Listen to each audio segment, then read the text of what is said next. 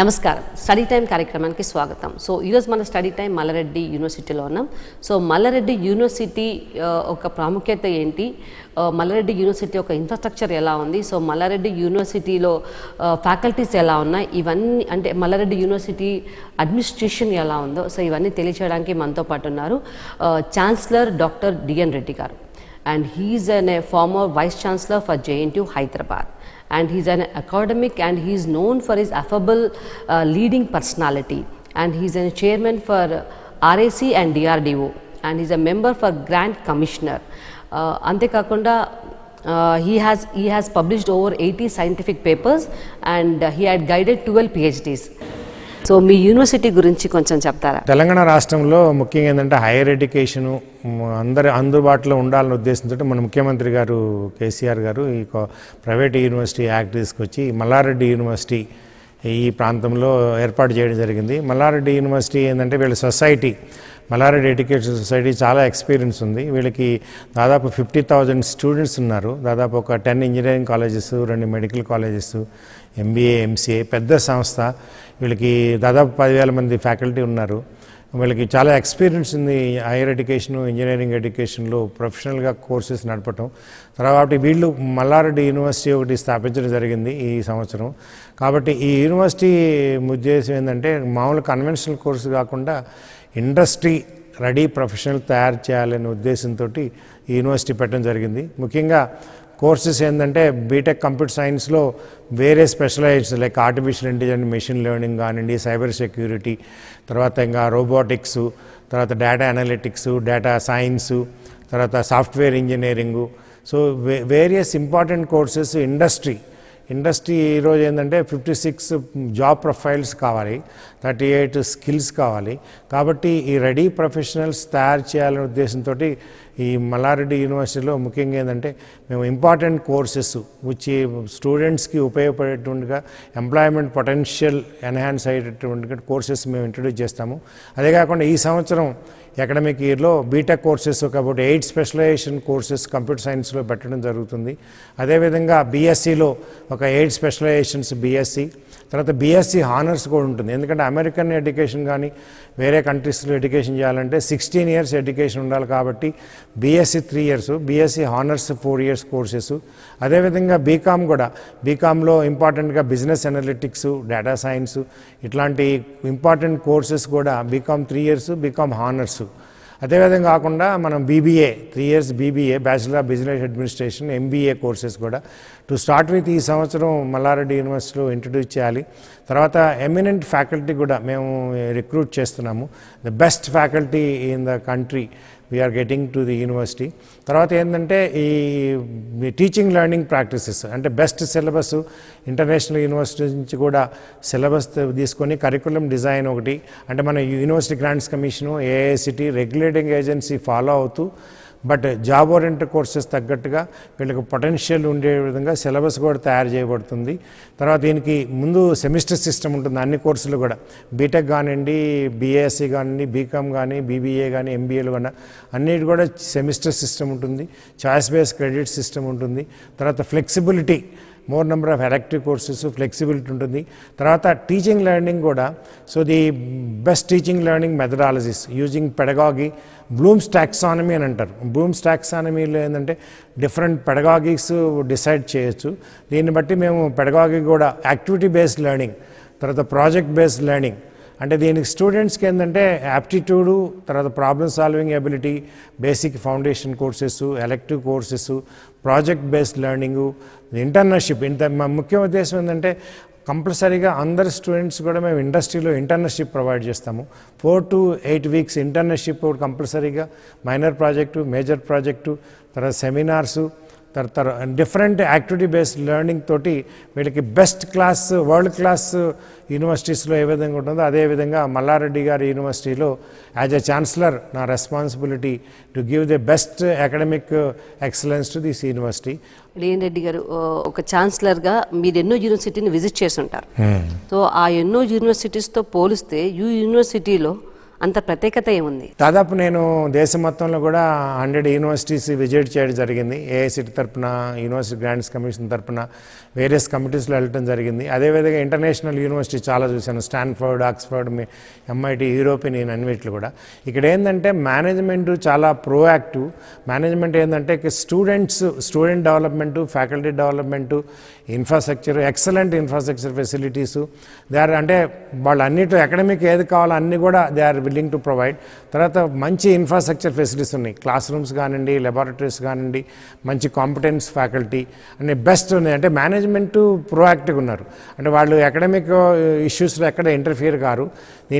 అందుకని నేను చూసిన అన్నింటి యూనివర్సిటీ కూడా ఇది బెస్ట్ యూనివర్సిటీ అవుతుంది అని నా యొక్క నమ్మకం ఉంది. ఓకే, డిఎన్ రెడ్డి గారు, అంటే ఒక స్టూడెంట్ని తీసుకున్నప్పుడు what are the things you are seeing in them and taking?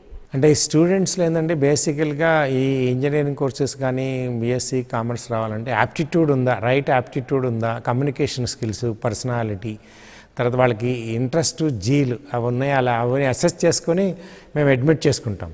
అంటే వాళ్ళని యాప్టిట్యూడ్ లేకపోతే మేము we don't want admit in the university అనమాట. చాలా యూనివర్సిటీస్ కావచ్చు, కాలేజెస్ కావచ్చు, they will say the percentage.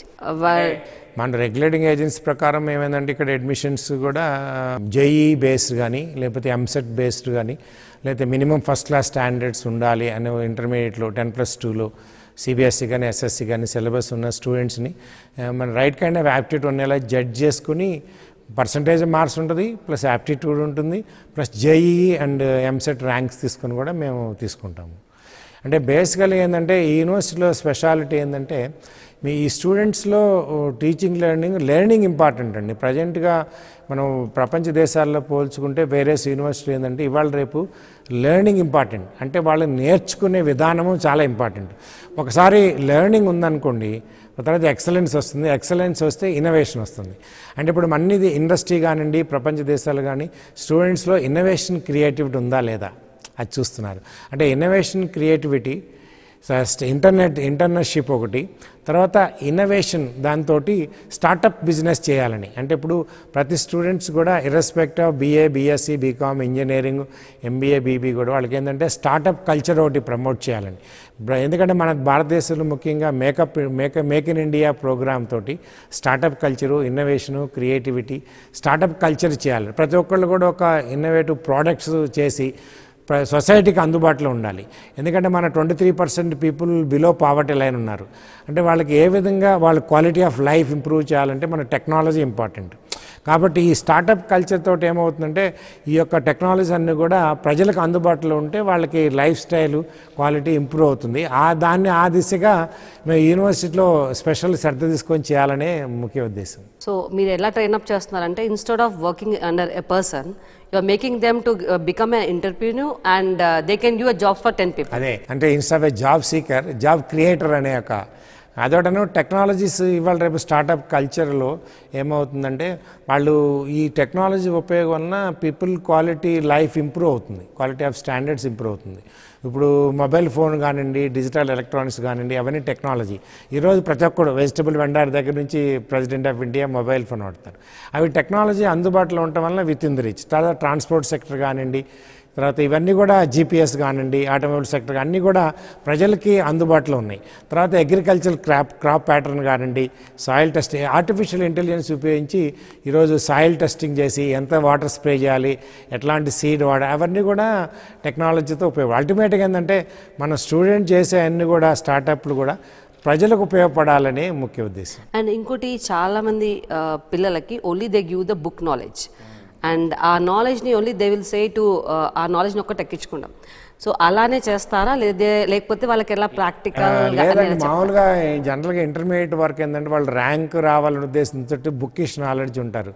కానీ ఇప్పుడు యూనివర్సిటీ సిస్టమ్కి వచ్చినట్టు ఏంటంటే వాళ్ళకి పూర్తిగా ప్రాక్టికల్ ఓరియంటెడ్ అప్రోచ్ ఉండాలి.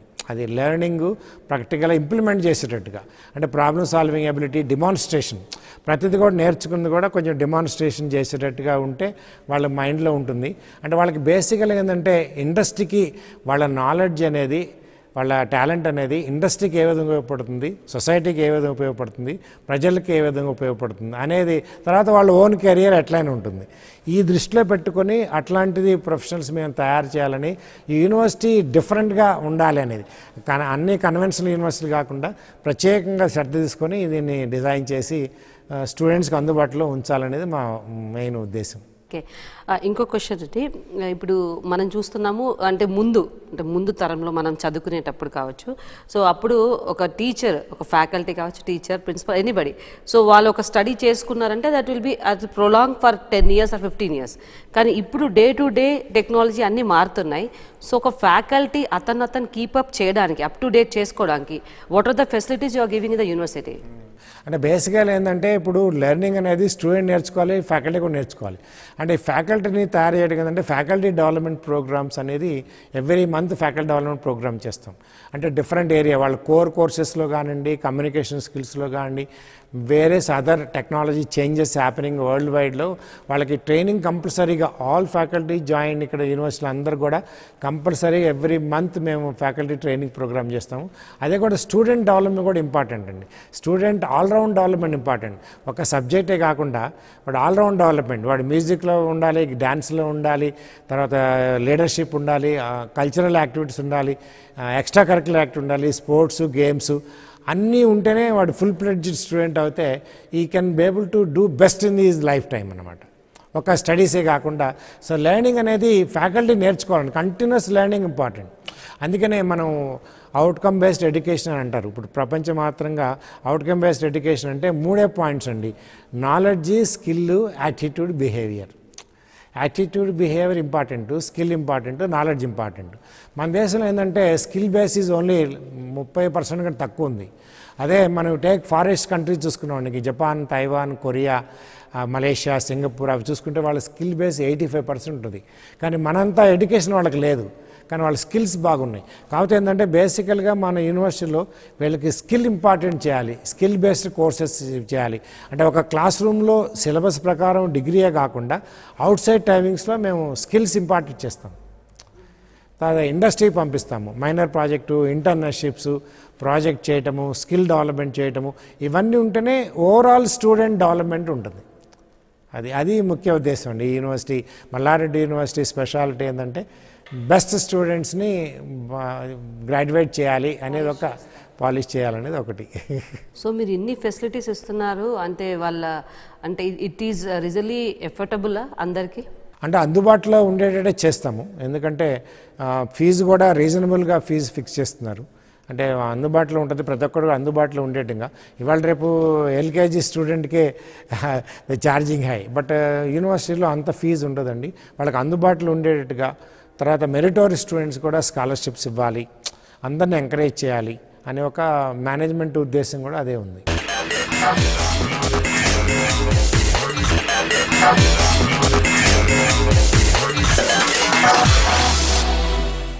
Welcome back to study time. Okay, doctor DN Reddy గారు, ఇప్పుడు యూనివర్సిటీ అంటే డిఫరెంట్ కంట్రీస్ నుంచి, డిఫరెంట్ స్టేట్స్ నుంచి ఇక్కడికి వస్తారు. సో వాళ్ళకి లాంగ్వేజ్ ప్రాబ్లమ్స్ రాకుండా ఇక్కడ ఎలాంటి ఫెసిలిటీస్ వాళ్ళకి ఇస్తున్నారు? అంటే మనం ఏంటంటే హైయర్ ఎడ్యుకేషన్లో ఇంగ్లీష్ ఈజ్ మీడియం అండి. అయితే మనం వేరియస్ రీజనల్ లాంగ్వేజ్ వచ్చినప్పుడు ఏంటంటే వాళ్ళకి ఇనిషియల్గా కమ్యూనికేషన్ స్కిల్స్ ఒకటి ఓరియంటేషన్ ప్రోగ్రామ్, ఒక 1 month 4 weeks వాళ్ళకి కమ్యూనికేషన్ స్కిల్ ఇంప్రూవ్మెంట్ చేసి, తర్వాత హైయర్ ఎడ్యుకేషన్ అంటే ఏంది, యూనివర్సిటీ సిస్టమ్ ఎలా ఉంటుంది. ఎందుకంటే వాళ్ళు 10+2లో ఎంతసేపు వాళ్ళు మార్కులు రావాలి, ర్యాంక్ రావాలి ఉంటారు, వాళ్ళకి యూనివర్సిటీ సిస్టమ్ తెలియదు.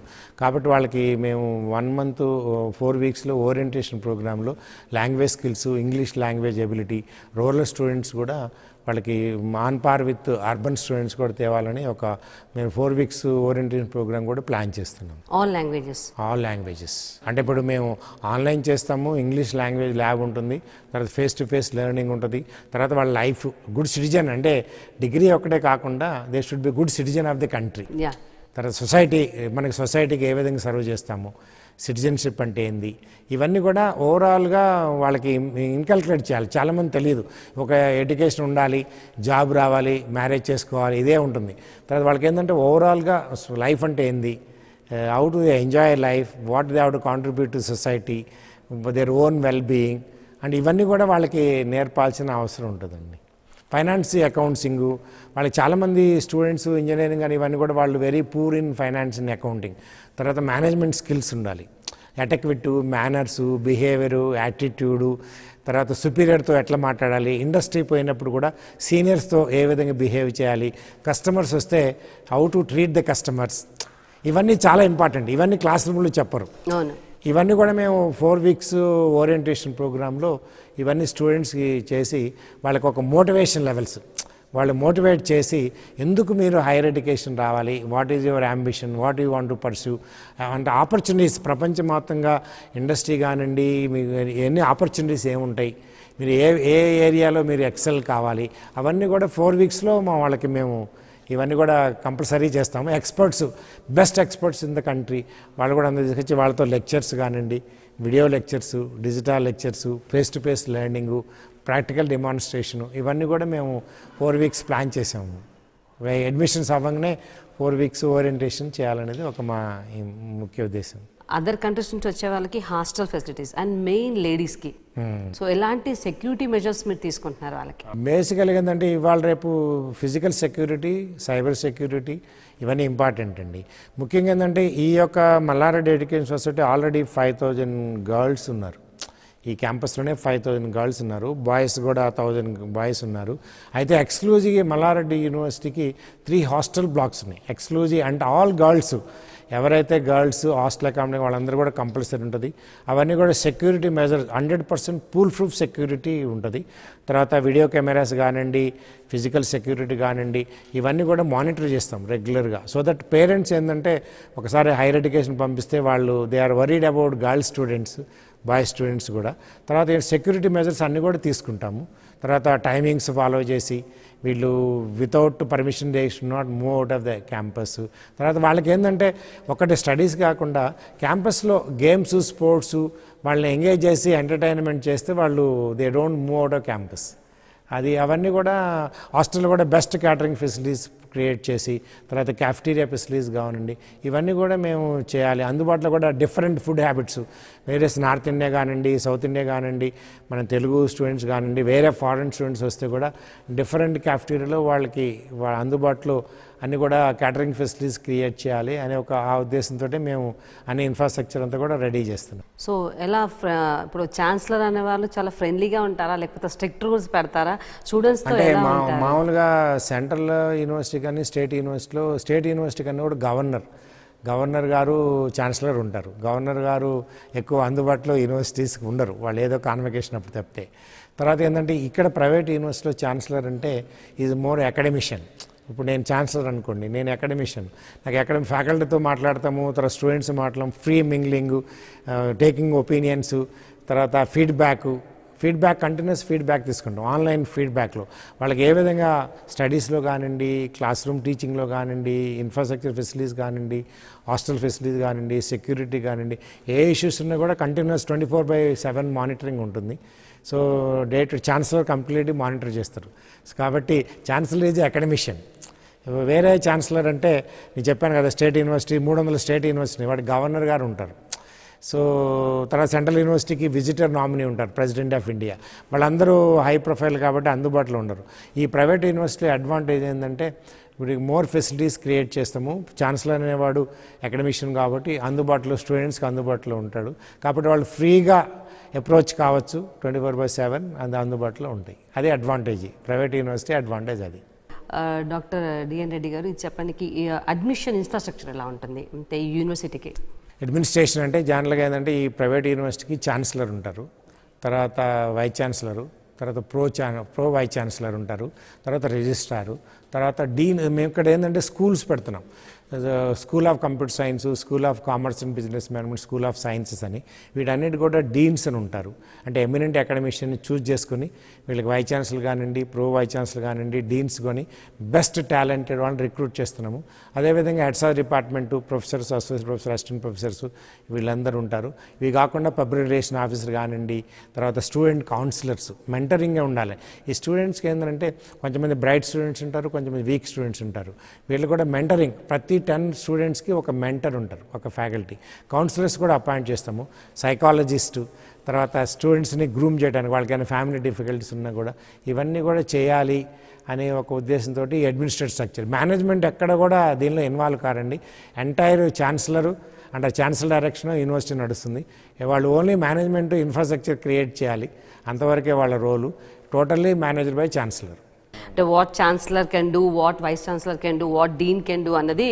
స్టేట్ యూనివర్సిటీ, సెంట్రల్ యూనివర్సిటీలో దాదాపు 36% నుంచి 40% వేకెన్సీ ఉన్నాయండి. అదే ప్రైవేట్ యూనివర్సిటీలో వేకెన్సీ ఉండదు. మేము ఎంత రిక్వైర్డ్ ఫ్యాకల్టీ ఉంటే అంతమంది రిక్రూట్ చేసుకుంటాం. మాకేమో రిస్ట్రిక్షన్స్ ఏమి లేవు, బెస్ట్ ఫ్యాకల్టీ తీసుకోవచ్చు. స్టేట్లో అంటే వేరియస్ కన్స్ట్రైంట్స్ ఉంటాయి.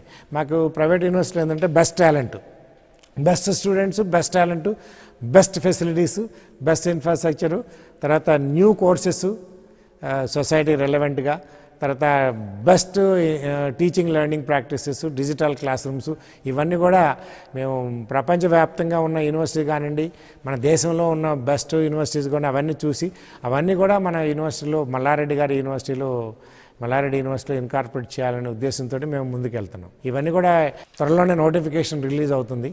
గవర్నమెంట్ జీవో రాగానే నోటిఫికేషన్ రిలీజ్ అవుతుంది. దాన్ని బట్టి స్టూడెంట్స్ అందరూ కూడా దీన్ని చేరొచ్చు. తర్వాత నేను 45 years అకాడమిక్ ఎక్స్పీరియన్స్ ఉంది. ఉస్మానియా యూనివర్సిటీ తర్వాత జేఎన్‌టీయూ వైస్ ఛాన్సలర్గా, తర్వాత డిఫెన్స్ R&Dలో కానీ, తర్వాత అన్నిట్లో కూడా పనిచేయడం కాబట్టి నాకు ఎక్స్పీరియన్స్ తోటి we can make the best students coming out of this university. Okay అండి, only you will take creamy స్టూడెంట్సా లేకపోతే you can take average and below average students? Basically ఏంటంటే క్రీమీ స్టూడెంట్స్ ఒక్కడే కన్ఫైన్ కాకుండా వాళ్ళకి యాప్టిట్యూడ్ ఉందా లేదు చూస్తాము. యాప్టిట్యూడ్ లేకపోతే వాళ్ళే సఫర్ అవుతారు, మధ్యలో కోర్స్ డిస్కంటిన్యూ చేసి. ఇప్పుడు కన్వెన్షనల్ యూనివర్సిటీస్లో, కాలేజెస్లో ఏమవుతుందంటే వాళ్ళందరూ 45% స్టూడెంట్స్ వస్తున్నారు, వాళ్ళు మధ్యలో పర్సూ చేయలేకుండా డిస్కంటిన్యూ చేస్తుంది. అట్లాంటివి రాకుండా యాప్టిట్యూడ్, రైట్ యాప్టిట్యూడ్ ఉన్నోళ్ళు, ఇంట్రెస్ట్, జీలు, ప్యాషను ఉన్న వాళ్ళనే తీసుకోవాలి అనేది ఒక అందరికి ఆపర్చునిటీ ఇస్తాము. ఎందుకంటే చాలా మంది ఏంటంటే ఓన్లీ క్రీమీ పీపుల్ని చూస్తారు. అంటే క్రీమీ కాకుండా middle class, lower middle class, average students కూడా తీసుకొని వాళ్ళని కూడా ఎక్సెల్ చేయాలనేది. So that is the great job. ఎందుకంటే అప్పుడైతేనే sir we can think that we're correct అని. అంటే వాళ్ళు కూడా కొంతమంది అంటే రూరల్ స్టూడెంట్స్ ఉంటారండి, వాళ్ళకి ఆపర్చునిటీ రాలేదు కాబట్టి వాళ్ళకి ఆపర్చునిటీ ఇస్తే వాళ్ళు కూడా they do best. I also come from rural background, but over the years will do excel. తర్వాత ఇండస్ట్రీ ఇన్స్టిట్యూట్ ఇంటరాక్షన్ అండి. బేసికల్గా హైదరాబాద్లో అడ్వాంటేజ్ ఏంటంటే మనకి ఐటీ ఇండస్ట్రీ ఉంది, కోర్ ఇండస్ట్రీ ఉంది, ఫార్మా ఇండస్ట్రీ ఉంది, సో డిఆర్డిఓ ల్యాబ్స్ ఉన్నాయి, సిఎస్ఆర్ ల్యాబొరేటరీస్ ఉన్నాయి, మ్యానుఫ్యాక్చరింగ్ ఇండస్ట్రీ ఉంది. ఇవన్నీ అనుసంధానం చేసుకొని యూనివర్సిటీ ఏంటంటే we want to make use of industry presence, industry institute interaction. దీనివల్ల వాళ్ళని గెస్ట్ లెక్చర్స్, ఇండస్ట్రీ వాళ్ళని కూడా ఎక్స్పర్ట్ లెక్చర్స్ ఇవ్వటము, తర్వాత ప్రాక్టికల్ కాంపోనెంట్, అవన్నీ కూడా we want to infuse in to the university అనమాట. ఓకే, అంటే పిల్లలకి అప్ టు డేట్ చెప్తుంటారు. టెక్నాలజీ చేంజెస్ అన్నీ కూడా మనకి హైదరాబాద్లో అడ్వాంటేజ్ ఏంటంటే సో మెనీ ఇండస్ట్రీస్ ఉన్నాయండి ఇక్కడ. IT industry, big presence industry, manufacturing sector, so అన్నీ బెస్ట్ వరల్డ్ క్లాస్ MNCs ఉన్నాయి ఇక్కడ. సో R&D కానివ్వండి, ఐటీ ఎనేబుల్డ్ సర్వీస్ కానివ్వండి, సాఫ్ట్వేర్ ఇండస్ట్రీ కానివ్వండి, మ్యానుఫ్యాక్చరింగ్, ఫార్మా, ఇవన్నీ కూడా బెస్ట్ ఇండస్ట్రీస్ హైదరాబాద్లో ఉన్నాయి. We have to make use of the Malla Reddy university central located కాబట్టి బెస్ట్ మనం ఇండస్ట్రీతో అనుసంధానం చేసుకోవడానికి అవకాశం ఉంటుంది. ఓకే, డాక్టర్ డిఎన్ రెడ్డి గారు, సో ఆల్ ద బెస్ట్ అని మీకు, ఎందుకంటే మీరు అనుకున్న బెస్ట్ని తప్పకుండా చేస్తారని ఆశిస్తున్నాము. Thank you very much. Thank you. So chancellor గారు చెప్పిన మాటలు విన్నారు కదండి, డాక్టర్ డిఎన్ రెడ్డి గారు. So he has much experience in teaching and he has visited so many universities. So ఎంత కొత్తదనంగా ఈ యూనివర్సిటీని డిజైన్ చేస్తున్నారో మీరు అందరు విన్నారు కదా. సో డెఫినెట్గా క్యాంపస్ని విజిట్ చేయండి. విజిట్ చేసి ఇక్కడ ఉన్న ఇన్ఫ్రాస్ట్రక్చరు, ఫ్యాకల్టీ, ఇవన్నీ చూడండి, అట్మాస్ఫియర్ అండ్ వాళ్ళు వాడుతున్న కొత్త టెక్నాలజీ, ఇవన్నీ తెలుసుకొని అప్పుడు మీ పిల్లలకి ఒక మంచి బంగారు భవిష్యత్తుని ఇవ్వచ్చు మీరు ఇక్కడ యూనివర్సిటీలో జాయిన్ చేసి. సో ఇది వాటి స్టడీ టైం. నమస్తే.